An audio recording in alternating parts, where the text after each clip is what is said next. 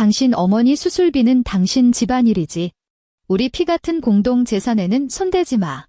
어머니에게 3천만 원의 수술비가 필요하다는 말을 들은 남편 도윤은 차갑게 내 손을 뿌리쳤습니다. 그 순간 제 마음속에서도 이 결혼 생활이 끝났음을 알리는 타여름이 들려왔습니다. 일주일 후 시어머니는 전화를 걸어 아나무인 격으로 명령했습니다. 이번 주말에 일찍 와서 시아버지 환갑잔치에 쓸 미역국과 전을 준비하고 청담동 한우 식당의 예약비까지 결제하라고 말이죠. 저는 실수하며 현관 도어락의 비밀번호 변경 버튼을 눌렀습니다. 지금부터 제 이야기를 들려드릴게요. 응급실 복도의 백색광은 눈이 시릴 정도로 번쩍였고 코끝을 찌르는 소독약 냄새가 머리를 어지럽게 만들었습니다. 지은은 손에 쥔 얇은 수술 동의서를 꽉 쥐었습니다. 종이 가장자리는 이미 그녀의 손톱 자국으로 깊게 패어 있었습니다. 급성 위궤양 천공입니다. 복강 내에 이미 감염 징후가 보이고 있어요. 초록색 수술복을 입은 의사가 다급한 목소리로 말하며 동의서 서명란을 펜 끝으로 툭툭 쳤습니다.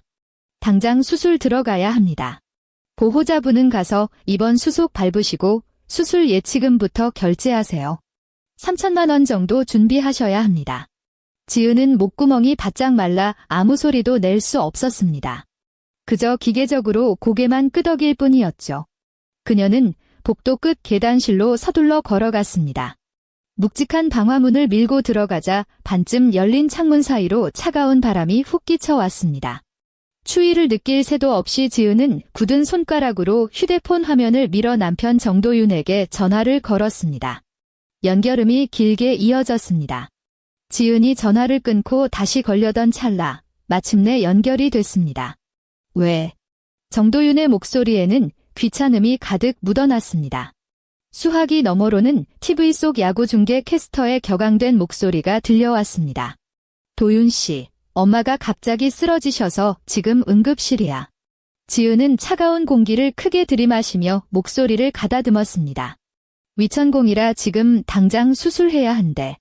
수술비랑 당장 필요한 입원비 합쳐서 3천만 원 정도 필요해. 우리 같이 돈 모으는 적금 통장 있잖아. 그거 비밀번호가 뭐야?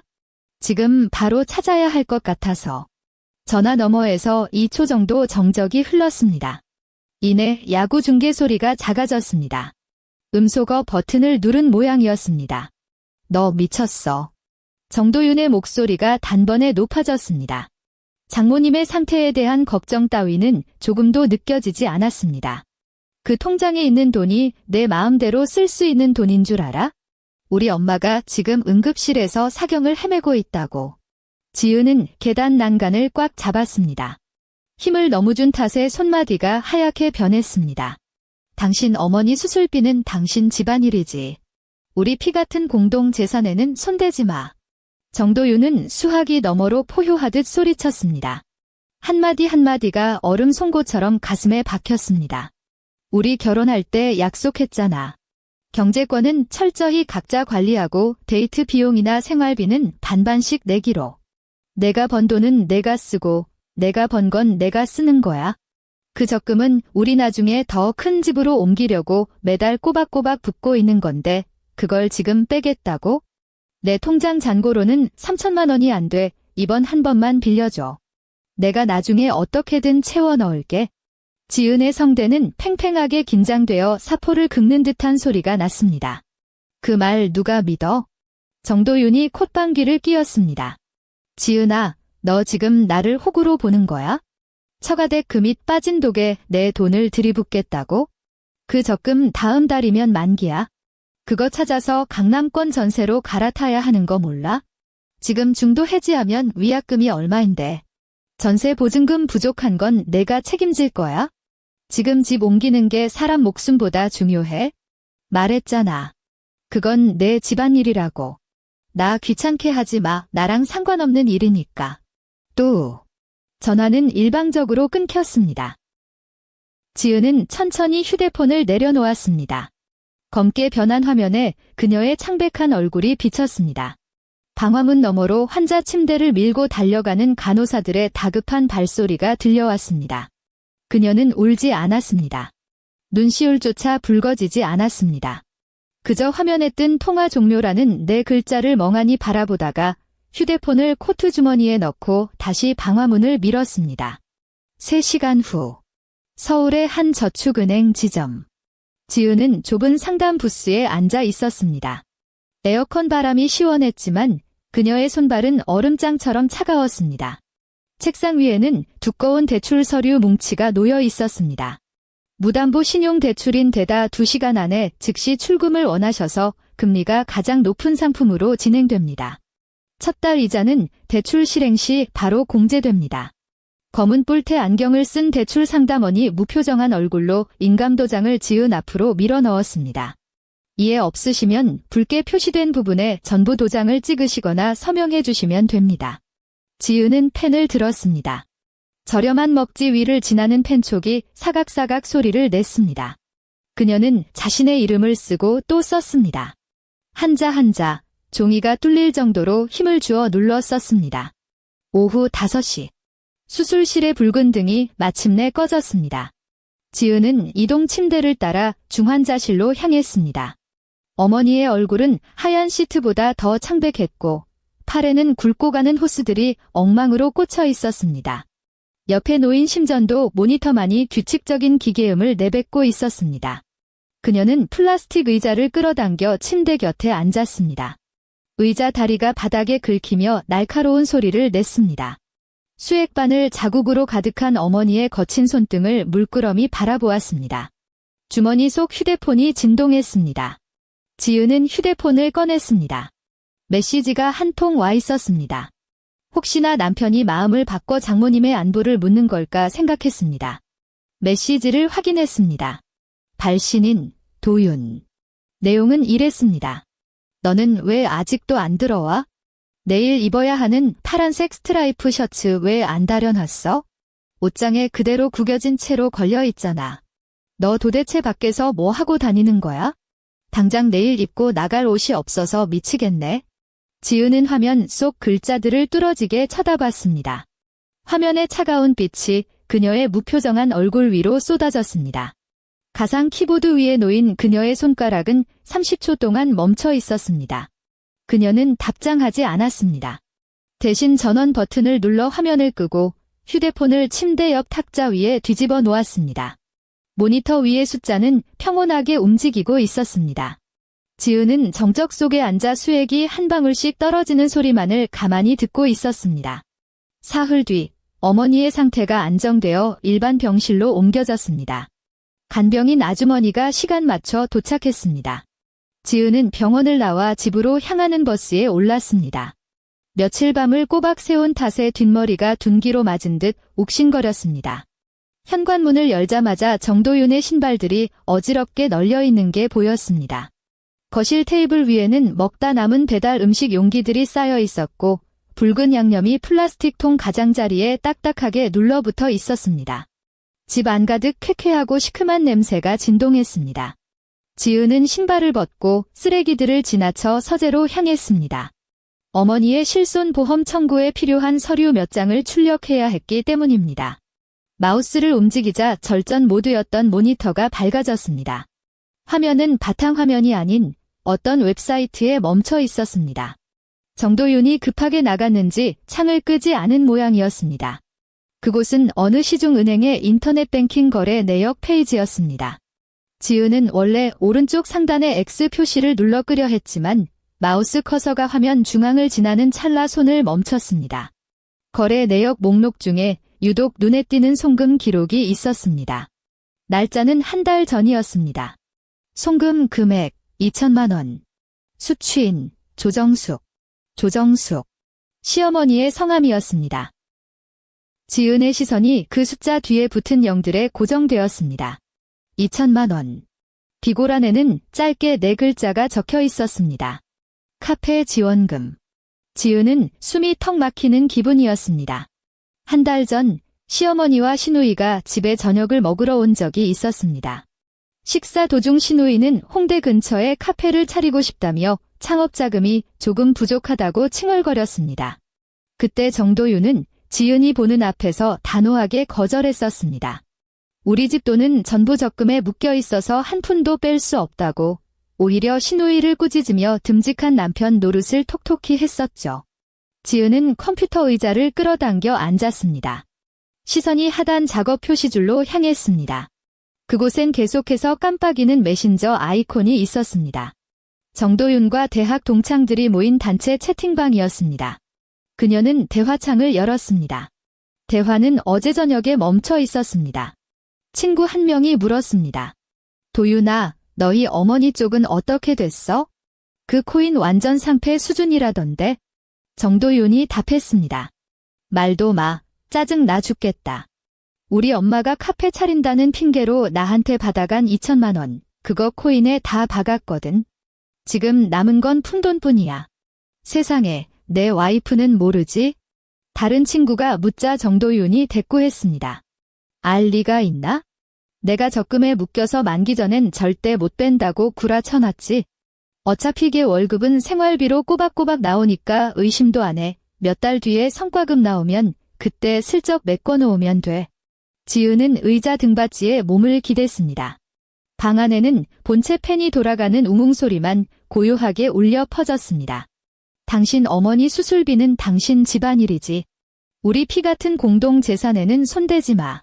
그 적금 찾아서 강남권 전세로 갈아타야 하는 거 몰라? 지은아, 너 지금 나를 호구로 보는 거야? 처가댁 금잇 빠진 독에 내 돈을 들이붓겠다고? 전화기 너머로 포효하던 정도윤의 목소리가 거친 사포가 되어 그녀의 뇌리를 긁어댔습니다. 지은은 책상 위에 휴대폰을 들어 카메라 앱을 켰습니다.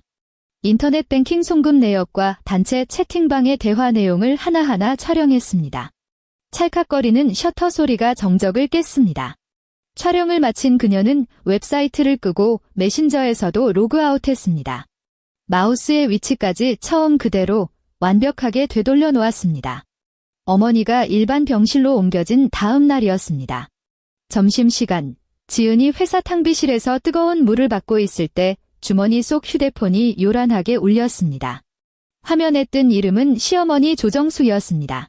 지은은 탕비실 선반 위에 컵을 내려놓고 전화를 받았습니다. 네, 어머니. 너는 전화를 왜 이렇게 늦게 받니? 수화기 너머로 시어머니 조정숙의 날카로운 목소리가 들려왔습니다. 안부 인사조차 생략한 특유의 고압적인 말투였습니다.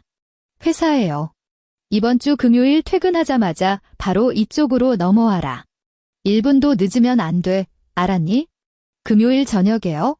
이번 주말이 내 시아버지 환갑인 거 설마 잊은 건 아니겠지? 시어머니의 목소리에 불쾌함이 서렸습니다. 큰며느리라는 애가 이런 걸 일일이 말해줘야 아니? 내 친정엄마가 병원에 누워있다고는 해도 죽을 병도 아닌데 간병인한테 맡기면 되잖니? 얼른 와서 제사 음식이며 잔치 음식 준비해야지. 지은은 컵에서 피어오르는 하얀 김을 멍하니 바라보며 아무 말도 하지 않았습니다. 잘 들어라.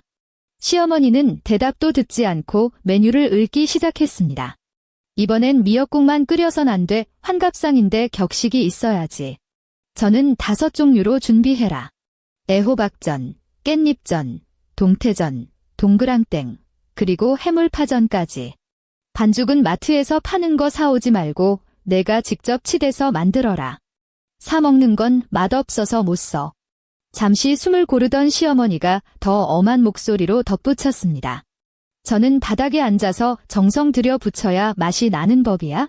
이거 다 하려면 하루 꼬박 걸리니까 금요일 밤에 와서 미리 채소 다듬고 고기 재워놔야 한다. 탕비실 문이 열리고 동료가 들어오자 지은은 옆으로 살짝 비켜섰습니다. 어머니, 저희 엄마가 방금 수술을 끝내셔서요. 어머, 얘 좀 봐. 너는 어쩜 그렇게 철이 없니? 시어머니가 말을 뚝 끊으며 소리를 질렀습니다. 병원에 간병인 있다고 내가 몇 번을 말해. 내가 결혼한 여자면 시댁이 우선이니 친정이 우선이니? 내 시아버지가 평생 한 번뿐인 환갑인데 친척들 앞에서 창피당하게 할 셈이야? 큰며느리가 생일상 하나 제대로 못 차려냈다고 손가락질받게 할 거냐고. 그때 전화기 너머로 남편 정도윤의 목소리가 들려왔습니다. 퇴근을 일찍 했는지 이미 본가에 가 있는 모양이었습니다. 엄마, 지은이랑 통화해. 이리 줘봐요. 전화기가 남편에게 넘어갔습니다. 지은아. 당연하다는 듯 부하 직원 대하듯 말했습니다. 이번 주말 아버지 환갑이라 친척들 다 모여. 큰며느리니까 내가 미리 청담동 한우 전문점 예약금이랑 잔금 다 결제해둬라. 지은은 휴대폰을 쥔 손가락에 힘을 주었습니다. 청담동 한우집. 그래. 일요일 점심 정찬으로. 내가 이미 20명 예약해뒀어. 고급 식당이니까 우리 집안 체면도 있고 내가 실수 없이 잘 처리해. 토요일엔 집에서 미역국이랑 전 부치고 일요일엔 바로 식당 와서 계산하면 돼. 돈은 어디서 나고? 지은의 목소리는 낮고 차분했습니다. 어떤 감정의 기복도 느껴지지 않았죠. 당연히 내가 내야지. 정도윤이 짜증 섞인 목소리로 말했습니다. 내가 장남이고 내가 종부인데 이런 돈을 부모님 보고 내라고 해? 말이 돼. 그리고 내 월급은 다 적금 통장에 들어가 있는 거 알면서 그래? 설마 나보고 아버지 생신잔치 치르겠다고 대출이라도 받으라는 거야? 20명의 청담동 한우 정찬이면 적어도 200만 원은 좋게 넘을 금액이었습니다. 그리고 지은은 방금 어머니의 수술비를 위해 3천만 원의 고금리 대출을 받은 상태였습니다. 그는 모든 걸 알고 있었습니다. 하지만 상관하지 않았습니다. 들었지? 시어머니가 다시 전화를 빼서 들었습니다. 금요일 퇴근하고 바로 와. 빈손으로 오는 거 보이면 그날로 끝인 줄 알아. 뚜뚜뚜뚜. 전화가 끊겼습니다. 지은은 탕비실에 홀로 서 있었습니다. 에어컨 찬바람이 뒷덜미를 스쳤습니다. 그녀는 휴대폰을 주머니에 넣고 식어버린 물컵을 들어 싱크대에 쏟아버렸습니다. 물이 배수구로 소용돌이치며 빠져나가는 소리가 울려 퍼졌습니다. 자리로 돌아온 지은은 한동안 컴퓨터 화면을 멍하니 바라봤습니다. 그러다 이내 웹 브라우저를 켜고 몇 군데 업체의 전화번호를 검색하기 시작했습니다. 금요일 저녁 7시. 지은은 시댁으로 향하지 않았습니다. 그녀가 발길을 옮긴 곳은 마포구에 위치한 전세 아파트였습니다. 집 안은 텅 비어 있었습니다. 정도윤은 이미 본가로 떠났고 거실 테이블엔 그가 남긴 더러운 컵들만 뒹굴고 있었습니다. 채 30분도 지나지 않아 벨소리가 울렸습니다. 문을 열자 파란색 조끼를 입은 인부 3명이 서 있었습니다. 중고가전 수거 신청하신 정지은 고객님 맞으시죠? 네, 맞아요. 들어오세요. 지은은 문을 활짝 열어주었습니다. 그녀는 인부들을 주방과 거실로 안내했습니다. 양문형 냉장고, 식기세척기, 드럼 세탁기랑 건조기, 그리고 거실에 있는 이 텔레비전까지 전부 가져가 주세요. 지은의 목소리는 평온했습니다. 이 모든 가전제품은 그녀가 결혼할 때 혼수로 해온 것들이었습니다. 백화점에서 하나하나 꼼꼼히 고른 최고급 모델이었고 그녀의 결혼 전 적금을 탈탈 털어 산 것들이었죠. 인부들은 숙련된 솜씨로 포장용 비닐과 카트를 꺼냈습니다. 찍! 비닐이 뜯기는 소리가 빈집 안에 날카롭게 울렸습니다. 전원 플러그가 뽑히고 냉장고가 원래 자리에서 끌려 나오자 바닥에는 켜켜이 쌓인 먼지가 드러났습니다. 벽에 걸려있던 TV가 떼어지자 텅 빈 벽면엔 까만 나사 구멍 2개가 흉하게 남았습니다. 2시간도 채 걸리지 않아 생활에 흔적이 묻어있던 값비싼 기계들이 모두 사라졌습니다. 북적거리던 주방은 횡댕그렁한 공간으로 변했습니다. 인부팀장이 현금 뭉치와 영수증을 지은에게 건넸습니다. 사모님, 여기 수겁이랑 매입금입니다. 모델들이 다 신형이라 상태는 좋은데 중고시장 특성상 제값을 다 못 드려 죄송하네요. 괜찮습니다. 감사합니다. 문이 닫혔습니다. 집안은 무서울 정도로 고요했습니다. 냉장고 컴프레서가 돌아가는 미세한 웅웅거림조차 사라진 집은 죽은 껍데기 같았습니다. 지은은 소파 끝에 앉아 집주인 아주머니에게 전화를 걸었습니다. 어머, 지은 씨, 이 밤중에 웬일이에요? 아주머니, 늦은 시간에 실례 많습니다. 지은의 목소리는 흔들림이 없었습니다. 다름이 아니라 이 집 전세 계약을 중도 해지하고 싶어서요. 네. 해지라니요. 아직 계약 기간이 반년이나 남았잖아요. 알고 있습니다. 하지만 법적으로 계약자가 저로 되어 있고 보증금의 80% 이상이 제 개인 계좌에서 지급되었기 때문에 제가 단독으로 계약 해지 통보를 할 권리가 있습니다.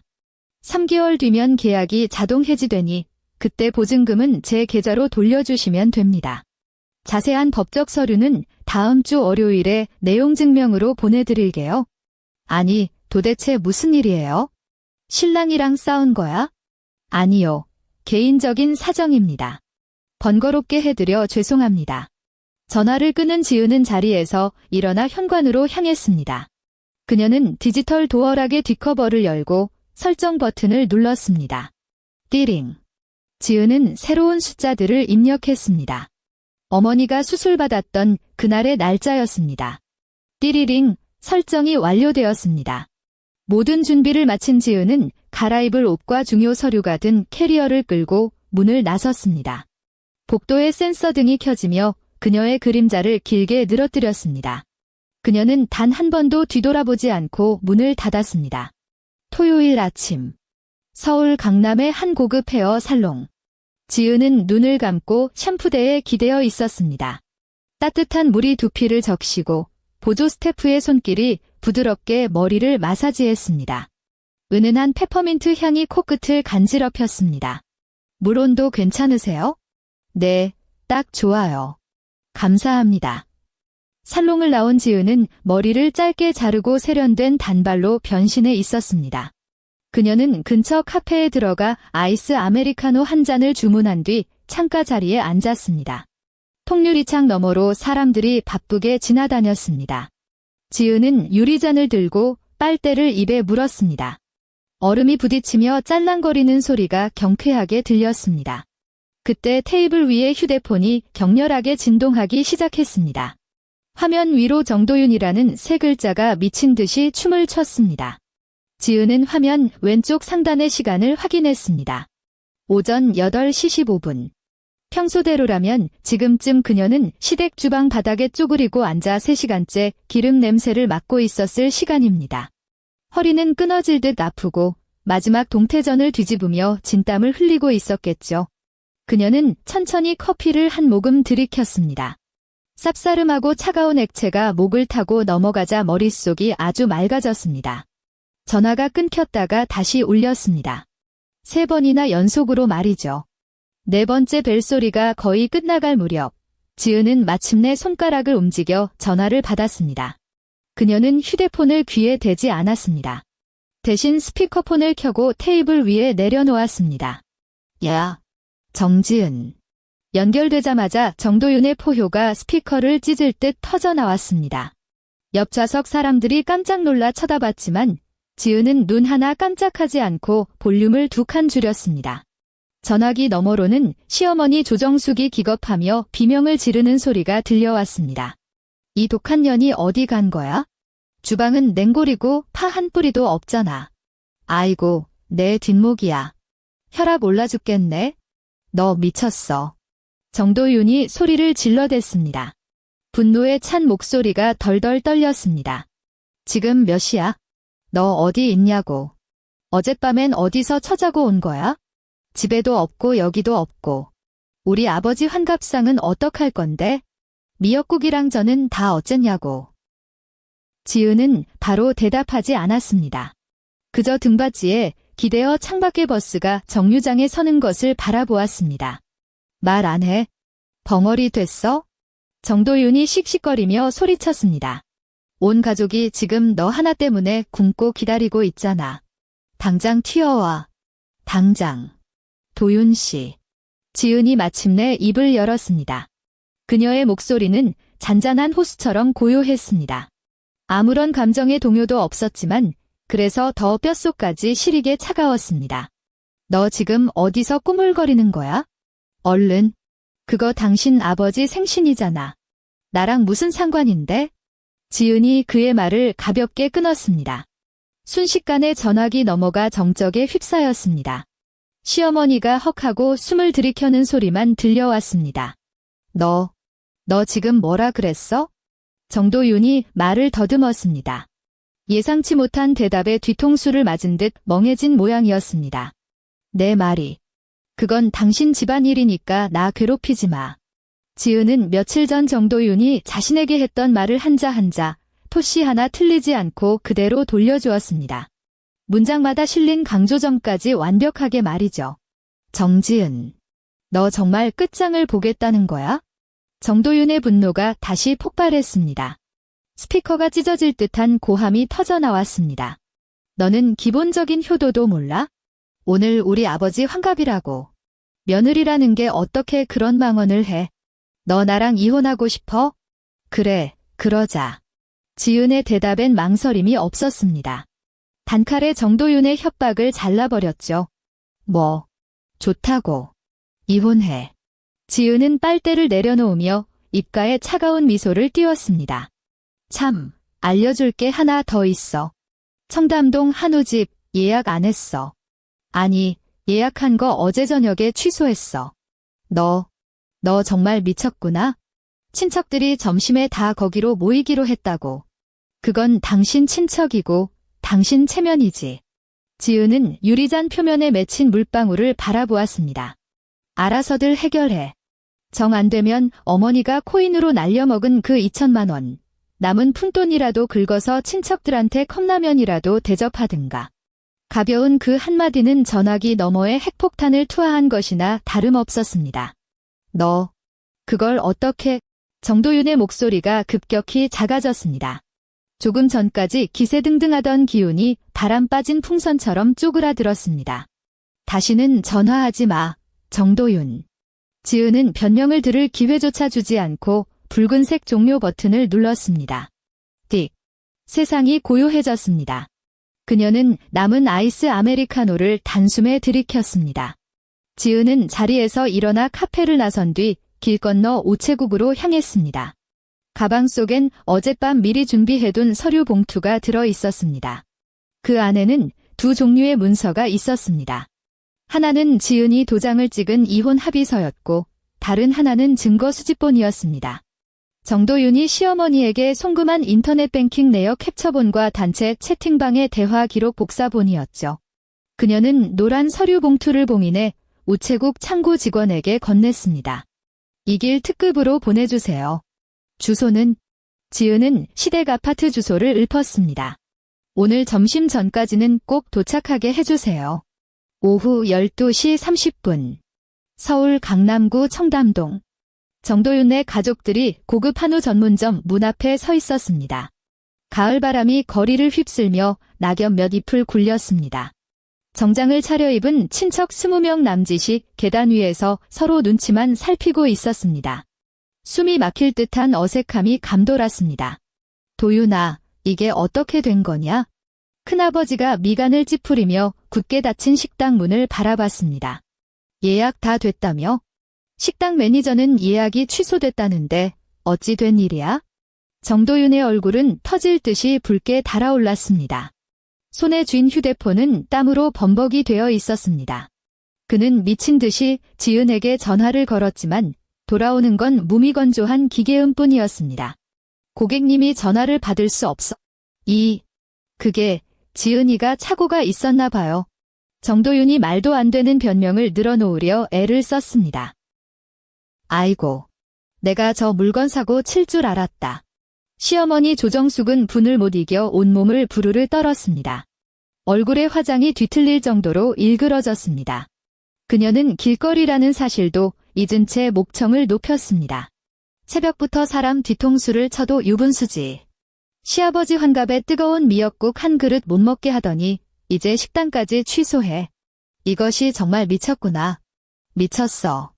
시아버지는 옆에서 철면피처럼 굳은 얼굴로 서 있다가 체면이 깎일 대로 깎이자 손을 거칠게 내저었습니다. 그만해. 더 망신당하고 싶어서 그래? 친척들이 수군거리는 소리가 바늘처럼 정도윤의 등 뒤에 꽂혔습니다. 큰며느리가 얼굴도 안 비치네.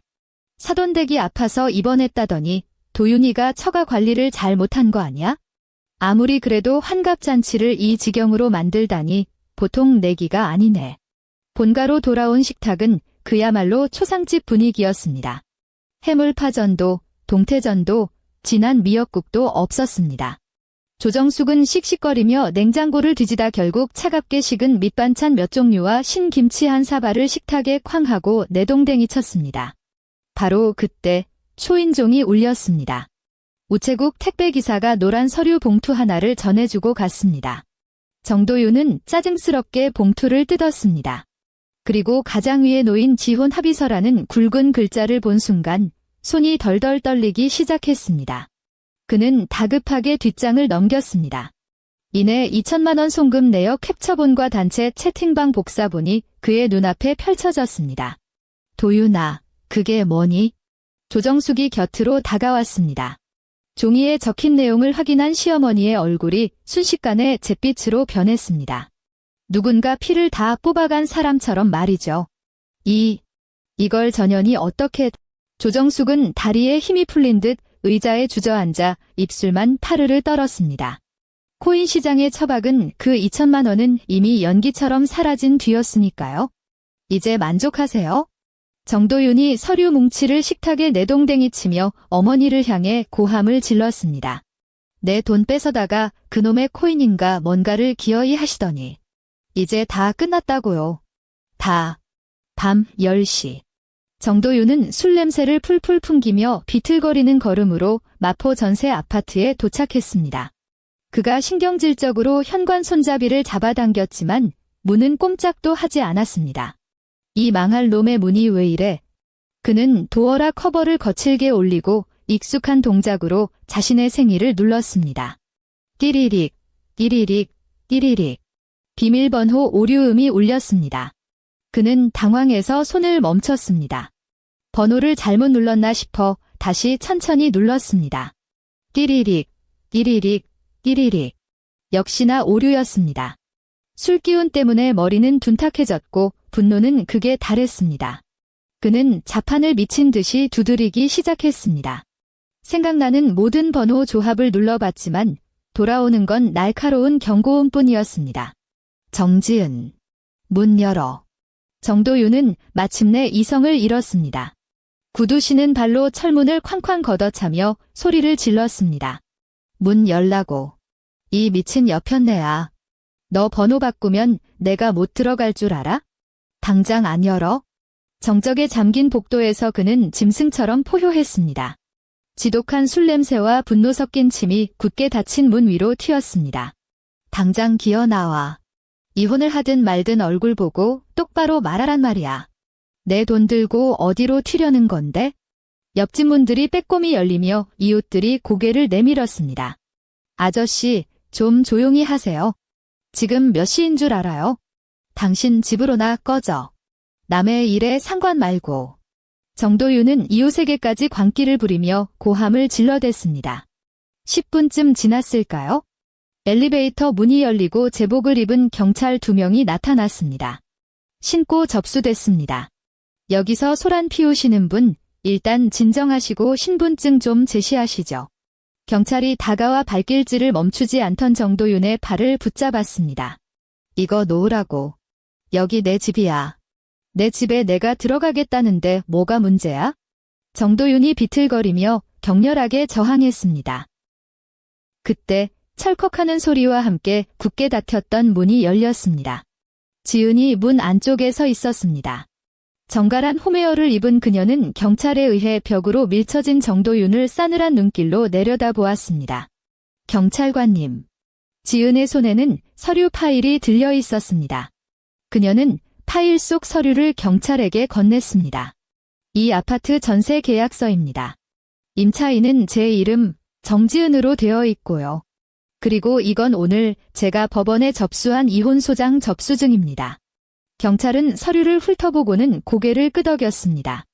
이 사람은 현재 저와 이혼 소송 중이며 심야에 강제로 문을 따고 들어오려 시도했을 뿐만 아니라 저에게 언어폭력과 위협을 가했습니다.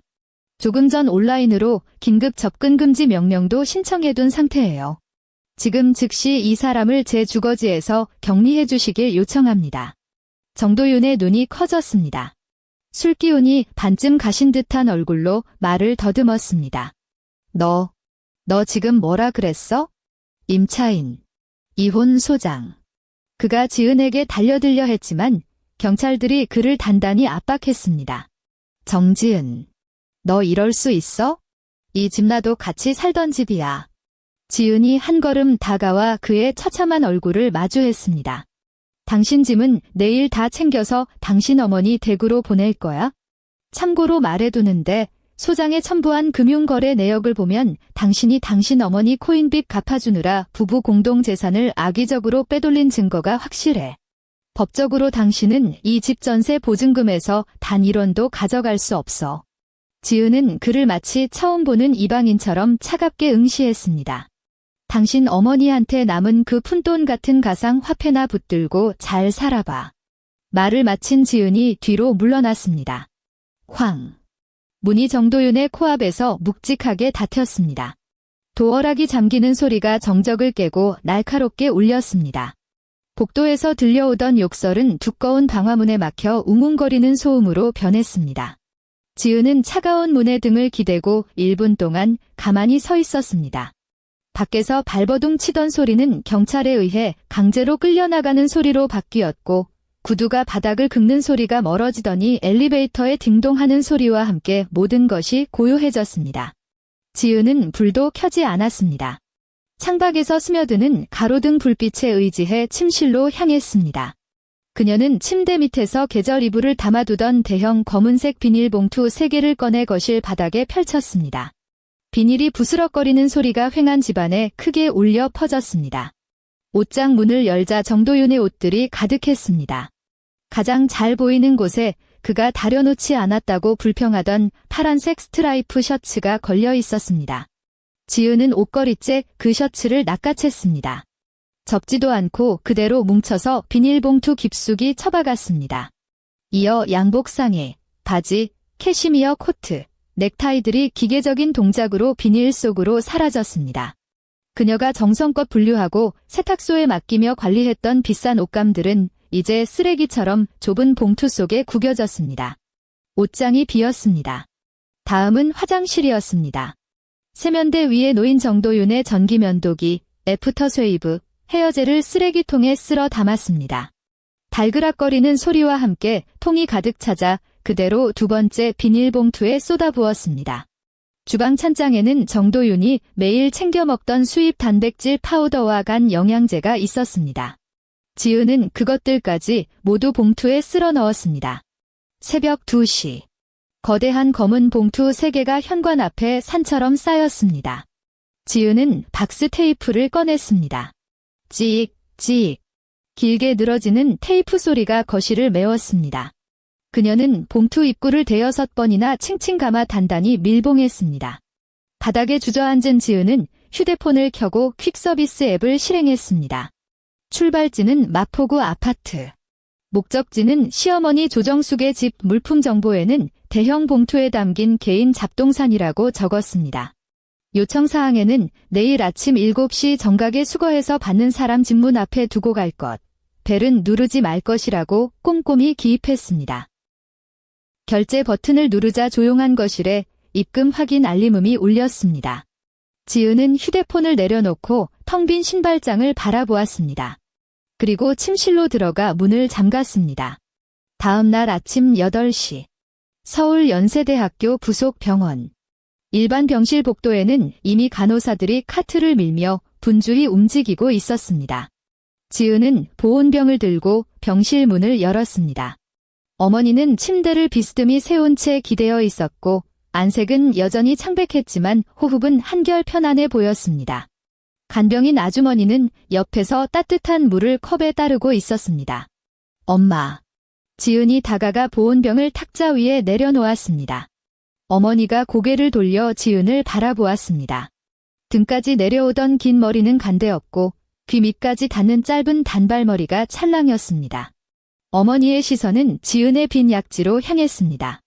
정도윤이 끼워주었던 백금 반지가 있던 자리에는 옅은 자국만 남아 있었습니다. 어머니의 입술이 가늘게 떨렸습니다. 머리카락도 반지도 묻지 않았습니다. 그저 수액바늘 자국이 가득한 손을 뻗어 침대 모서리를 툭툭 쳤습니다. 앉으렴. 어머니의 목소리는 가냘펐습니다. 지은은 의자를 끌어다 앉았습니다. 보온병 뚜껑을 열자 하얀 쌀죽에 뜨거운 김이 확 올라왔습니다. 병원비 영수증. 어제 내 외삼촌이 왔을 때 들었다. 어머니는 지은이 죽을 시키는 모습을 물끄러미 바라보며 말했습니다. 예치금이랑 수술비 합쳐서 3천만 원이나 들었다면서. 그 큰돈이 어디서 났니? 우리 딸, 그 적금 깨느라 위약금이며 손해 많이 본 거 아니야? 지은이 숟가락을 쥔 손을 잠시 멈췄습니다. 숟가락 끝이 스테인리스 용기 벽면에 부딪히며 챙그랑 소리를 냈습니다. 돈 걱정은 하지 마세요. 지은은 죽 한 숟가락을 어머니 입가로 가져갔습니다. 적금은 손 안 댔어요. 은행에서 신용대출 받았는데 한도도 넉넉하고 금방 나오더라고요. 어머니는 입을 벌리지 않고 지은의 눈을 뚫어지게 쳐다봤습니다. 내 이름으로 고금리 대출을 받았다고? 도윤이는 수술하던 날 밤에 코빼기도 안 보이더니 시댁에서는 전화 한 통 없었니? 엄마, 일단 죽부터 드세요. 지은은 고집스럽게 숟가락을 들고 있었습니다. 그때였습니다. 쾅! 병실 문이 밖에서 거칠게 열리며 벽면 완충기에 부딪혀 굉음을 냈습니다.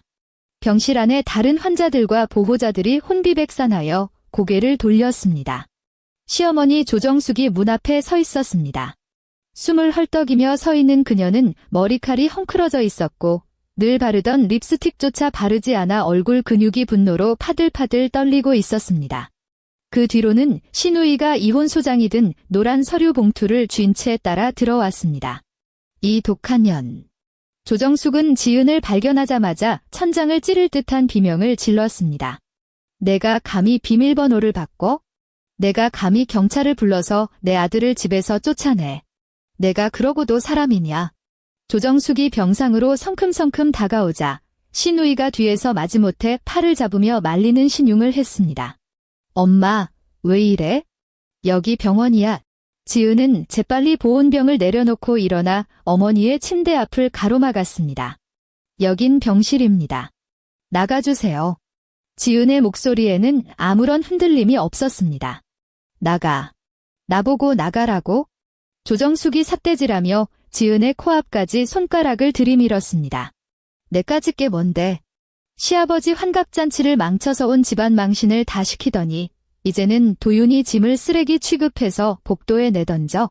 오늘 아침에 문 열자마자 우리 집 앞에 쓰레기 봉투 3개가 굴러다니더라. 너 미쳤니? 침대 위에 어머니가 몸을 일으키려 애쓰자 간병인 아주머니가 다급히 그녀를 만류했습니다. 사부인.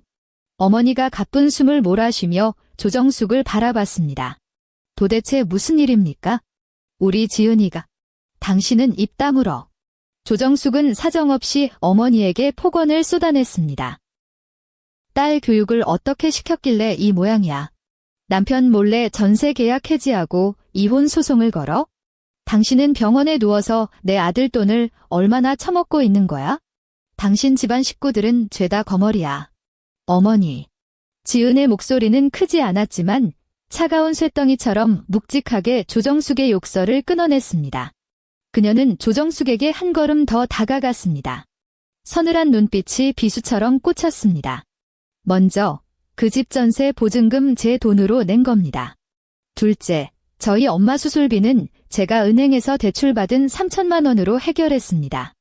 당신 아들은 1원도 안 보탰을 뿐만 아니라 장모 사경 헤매는 와중에 나랑 상관없는 일이라며 소리 지르던 인간이에요. 지은은 한자 한자 힘주어 말했습니다. 그 목소리가 병실 전체에 똑똑히 울려 퍼졌습니다.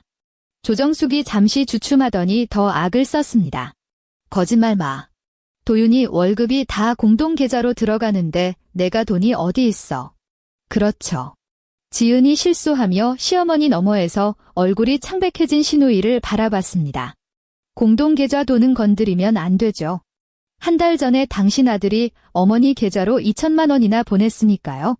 비고란의 카페 지원금이라고 적어서 말이죠. 아가씨, 카페는 어디에 차렸나요? 가상화폐 시장에 차렸나요?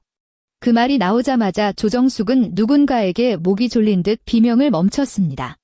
시누이는 뜨끔한 듯 뒤로 물러나며 시선을 피했습니다. 병실 안은 순식간에 정적에 휩싸였습니다. 오직 심전도 모니터의 규칙적인 소리만 들려왔습니다. 그 2천만 원, 당신들 모녀가 짜고 부부 공동 재산에서 훔쳐간 거잖아요. 지은은 단 한 치의 물러섬도 없었습니다. 그 돈 코인에 쏟아부어서 다 날려놓고 위천공 수술받은 환자 앞에서 어디서 행패해요? 당신 아들 체면. 당신들이 그럴 자격이나 있어? 이게 어디서 함부로 입을 놀려. 내 아들이 나 효도하라고 준 돈이야. 조정숙은 화를 참지 못하고 손을 번쩍 들어 지은의 뺨을 향해 휘둘렀습니다. 짝! 경쾌한 마찰음이 들렸습니다. 하지만 뺨을 때리는 소리는 아니었습니다. 지은이 허공에서 조정숙의 손목을 낚아챘습니다. 그녀의 손가락에 힘이 들어가자 손톱이 조정숙의 살을 파고들었습니다. 이거 놓지 못해. 조정숙이 고통스러운 듯 얼굴을 찌푸리며 손을 빼내려 발버둥 쳤습니다. 조정숙 씨. 지은은 시어머니라는 호칭조차 생략했습니다. 어제 이혼 소장 보셨죠? 거기 송금 기록 다 첨부했습니다. 그 돈은 법적으로 악의적인 재산 은닉에 해당해요. 전세 보증금에서 당신 아들이 가져갈 돈은 단 1원도 없을 테니까 꿈 깨세요. 지은이 조정숙의 손을 거칠게 내팽개쳤습니다. 조정숙은 중심을 잃고 비틀거리다 신우이의 품으로 쓰러질 뻔했습니다. 뭐 하시는 거예요? 여기 병원입니다. 계속 소란 피우시면 보안 요원 부르겠습니다. 간호사 2명이 달려와 엄중하게 경고하며 그들을 밖으로 밀어냈습니다. 조정숙은 손목을 문지르며 지은을 증오스럽게 노려보았습니다. 두고 봐. 내 아들을 빈털터리로 쫓아내겠다고? 내가 오늘 당장 변호사 불러서 그 아파트 가압류 걸어버릴 테니까. 조정숙은 독서를 내뱉고는 신우이를 끌고 병실을 빠져나갔습니다. 지은은 고개를 돌려 얼굴이 파랗게 질린 어머니를 바라보았습니다. 그녀는 다시 보온병을 들었습니다. 엄마, 다 끝났어요. 지은은 따뜻한 죽을 다시 어머니 입가로 가져갔습니다. 우리 죽 먹어요? 사흘 뒤 서울 서초구의 한법률 사무소. 지은은 넓은 책상 앞에 앉아 있었습니다. 책상 위에는 식어버린 물컵이 놓여 있었습니다. 맞은편에 앉은 최 변호사가 두툼한 서류 봉투를 지은 앞으로 밀어 넣었습니다. 정지은 씨, 어제 요청하신 조사는 다 끝났습니다. 최 변호사는 안경을 치켜올리며 전문적인 어조로 말했습니다. 상대 측 변호사가 어제 마포 아파트 전세 보증금에 대해 가압류 신청을 법원에 제출했더군요. 지은은 서류 봉투의 봉인을 바라보며 침묵을 지켰습니다. 하지만 법원에서 기각되었습니다. 우리가 소장을 제출할 때 이미 완벽한 자금 출처 증빙 서류를 첨부했거든요. 전세금 5억 원 중 4억 원이 정지은 씨의 혼전 재산 계좌에서 나갔고 나머지 1억 원 중에서도 상대방이 미리 2천만 원을 빼돌린 증거가 확실하니까요. 판사님은 이 재산의 실질적 소유권을 매우 명확하게 판단했습니다. 지은의 팽팽했던 어깨가 조금은 누그러졌습니다. 그런데 조사 과정에서 더 흥미로운 사실이 발견됐습니다. 최 변호사가 서류 더미 밑에서 전표 하나를 꺼냈습니다. 남편분께서 보름 전쯤 제2금융권인 저축은행에서 본인 명의로 5천만 원의 신용대출을 받으셨더군요. 지은의 눈동자가 흔들렸습니다. 5천만 원요? 네, 대출금이 입금된 지 2시간도 안 되어 가상화폐거래소 계좌로 전액 입금되었습니다. 정황상 어머니가 날린 돈을 메꾸려 했거나 물타기를 해서 만회하려다 완전히 청산당한 것으로 보입니다. 지은은 물을 한 모금 들이켰습니다. 차가운 물이 위장까지 닿는 기분이었습니다. 정도윤은 끝났습니다. 그는 지은 몰래 2천만 원을 빼돌린 것도 모자라 5천만 원이라는 빚까지 지고 그 구렁텅이로 뛰어든 겁니다. 그러니 어머니의 수술비 3천만 원이 아까와 그토록 발악을 했던 거겠죠. 이미 그는 빚쟁이에 불과했으니까요. 그 빚 5천만 원 말이에요. 지은이 컵을 내려놓으며 변호사를 응시했습니다. 부부 공동채무로 인정될 가능성도 있나요? 걱정 마십시오. 최 변호사가 엷은 미소를 지었습니다. 자금 흐름이 명확합니다. 남편의 개인 코인 계좌로 들어갔고 가정생활비로 쓰인 흔적이 전혀 없어요. 이건 전형적인 악의적 채무입니다. 이혼 판결이 나면 남편은 보증금 한 푼 못 받는 것은 물론이고 저 5천만 원의 빚도 혼자 다 짊어져야 합니다. 지은이 자리에서 일어나 변호사에게 고개를 숙여 인사했습니다. 앞으로의 절차도 잘 부탁드립니다. 오후 2시. 지은은 회사로 복귀했습니다. 로비 입구에 들어서려던 그녀는 발걸음을 멈췄습니다. 게이트 밖에 정도윤이 서 있었습니다. 지은이 쓰레기 봉투에 담아보냈던 그 구겨진 회색 양복 차림이었습니다. 넥타이도 매지 않은 채 셔츠 기든 풀어헤쳐졌고 턱에는 까칠한 수염이 돋아 있었습니다. 한 달 만에 10년은 늙어버린 듯한 그는 한눈으로 지은을 발견하자마자 달려왔습니다. 며칠 전 전화로 포효하던 그 기세는 온데간데 없었습니다. 지은아. 정도윤이 지은의 팔을 잡으려 손을 뻗었습니다. 지은은 반걸음 뒤로 물러나 그의 손길을 피했습니다. 로비 보안 요원들이 상황을 주시하며 다가오고 있었습니다. 여긴 왜 왔어? 접근 금지 명령 범위에 내 직장도 포함된 거 잊었어? 지은아, 내 말 좀 들어봐. 정도윤의 목소리에는 절박함이 가득했습니다. 주위 동료들의 시선 따위는 안중에도 없는 듯 했습니다. 나 법원에서 기각 통보받았어. 보증금 압류 안 된대. 지은아, 제발 마음 돌려줘. 소 취하하자. 우리 이혼하지 말자, 응? 취하. 지은은 기가 막혀 실소했습니다. 내가 잘못했어, 정말이야. 그 2천만 원도 5천만 원 대출도 다 내가 미쳤었어. 나 지금 월급 나오자마자 은행에서 이자로 다 떼어가고 있어. 월세방 구할 돈도 없어. 너 전세 빼버리면 나 길바닥에 나앉아. 그는 사람들 앞에서 자신의 몰락을 아무렇지 않게 전시하고 있었습니다. 당신이 어디서 사든 그건 당신 집안일이야. 지은은 차갑게 쏘아붙였습니다. 지은아, 우리 부부잖아. 정도윤의 눈시울이 붉어졌습니다. 나 좀 살려줘. 우리 엄마 지금 집에서 매일 울고 사채업자 같은 놈들이 집 문까지 두드려. 전세금 중에서 3분의 1이라도 줘. 일단 급한 불만 끄고 나머지는 내가 죽어라 벌어서 갚을게. 앞으로 내 월급 다 너한테 줄게. 당신 아버지 환갑잔치는 즐거우셨어? 지은이 갑자기 화제를 돌렸습니다. 정도윤은 멍한 표정을 지었습니다. 식당 예약 취소돼서 길거리에서 친척들 다 서 있었다면서? 결국 냉장고 잔반으로 대접했다며. 지은은 수치심에 얼굴을 붉히는 그를 똑바로 응시했습니다. 당신 집안의 체면이라며. 당신 체면은 그 5천만 원 빚보다 못한 거였니? 정지은. 정도윤이 치부를 찔린 듯 목소리를 높였다가 이내 비굴하게 울먹였습니다. 도대체 어떻게 해야 속이 시원하겠어? 나 죽는 꼴 봐야겠어? 장모님 수술비도 결국 대출받아서 해결했잖아. 너 손해본 거 없잖아. 손해본 게 없다니. 지은은 눈앞에 이 남자를 바라보았습니다. 평생을 약속했던 남편. 그의 논리 안에서는 아내인 그녀가 응급실 복도에서 홀로 느꼈을 그 절망과 공포 따위는 손해의 축에도 끼지 못했습니다. 정도윤 씨. 지은이 가방에서 사원증을 꺼내 게이트에 댔습니다. 다음 주 화요일에 첫 조정 기일이야. 변호사 데리고 나와. 다시는 내 눈앞에 나타나지 마. 한 번만 더 오면 바로 신고할 거야.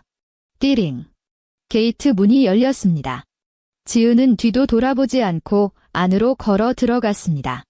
유리문 너머로 정도윤이 바닥에 주저앉아 머리를 감싸 쥐는 모습이 보였습니다.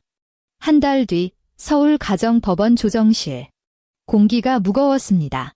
에어컨에서 나오는 미지근한 바람이 가슴을 답답하게 했습니다. 지은과 최 변호사는 테이블 왼쪽에, 정도윤과 그의 변호사는 오른쪽에 앉았습니다. 테이블 상석에는 법원 조정위원이 서류를 훑어보고 있었습니다.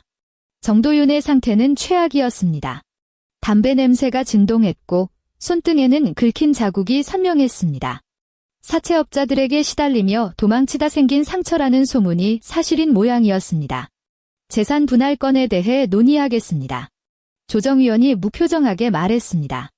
피신청인 측 변호사님, 여전히 전세 보증금의 50%를 요구하십니까?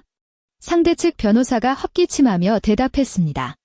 위원장님, 피신청인의 경제적 상황이 매우 악화된 점을 고려하여 신청인이 도의적인 차원에서 과거 공동계좌에 입금했던 3천만 원 정도는 반환해 주시길 요청합니다. 거부합니다. 지은이 단호하게 잘랐습니다. 정지은 씨. 조정위원이 지은을 보며 말했습니다. 보증금이 본인 명의라고 해도 혼인 기간 중 적금에 남편분의 기여도가 있었던 것은 사실입니다만 그때 최 변호사가 서류 한 장을 더 내밀었습니다. 위원장님, 여기 남편분이 2천만 원을 독단적으로 빼돌린 내역과 가족의 동의 없이 고금리 채무를 발생시켜 도박성 가상화폐에 탕진한 내역입니다. 이는 민법상 재산 분할의 대상이 될 수 없을 뿐만 아니라 오히려 유책 배우자로서 재산 형성 과정을 훼손한 행위입니다. 조정위원이 서류를 꼼꼼히 살핀 뒤 고개를 끄덕였습니다. 사실관계가 명확하군요. 피신청인, 당신은 공동재산을 이미 무단 점유하고 탕진했습니다. 신청인의 요구는 정당합니다.